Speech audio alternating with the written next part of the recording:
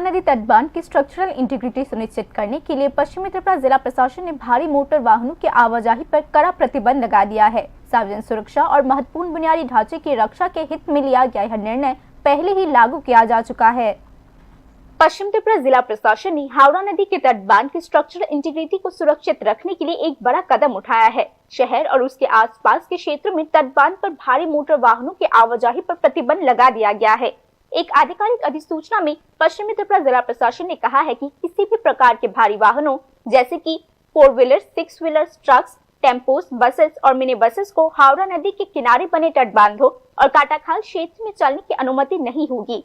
प्रशासन ने स्पष्ट किया है कि यह निर्णय तटबांध पर पड़ने वाले अतिरिक्त दबाव के कारण स्ट्रक्चरल डैमेज की आशंका को देखते हुए लिया गया है। हाल के निरीक्षण से संकेत मिलता था कि भारी वाहनों के कारण पड़ने वाले दबाव का तटबांध की स्थिरता पर प्रतिकूल असर पड़ सकता है। परिणाम स्वरूप सार्वजनिक सुरक्षा सुनिश्चित करने और महत्वपूर्ण बुनियादी ढांचे की रक्षा के हित में यह प्रतिबंध जारी किया गया है। प्रशासन ने आगे सूचित किया है कि निर्देश डिजास्टर मैनेजमेंट एक्ट 2005 के सेक्शन 30 और 34 बी के तहत लागू किया गया है और आधिकारिक तौर पर प्रभावी हो चुका है।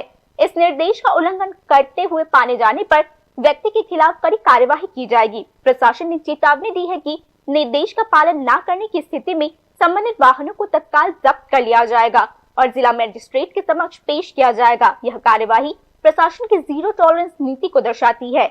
इसके अतिरिक्त सभी संबंधित विभागों जिसमें पुलिस अध्यक्ष, यातायात विभाग और पीडब्ल्यूडी शामिल है को इस आदेश को लागू करने और आम जनता के बीच जागरूकता फैलाने के लिए आवश्यक उपाय करने के निर्देश जारी किए गए हैं।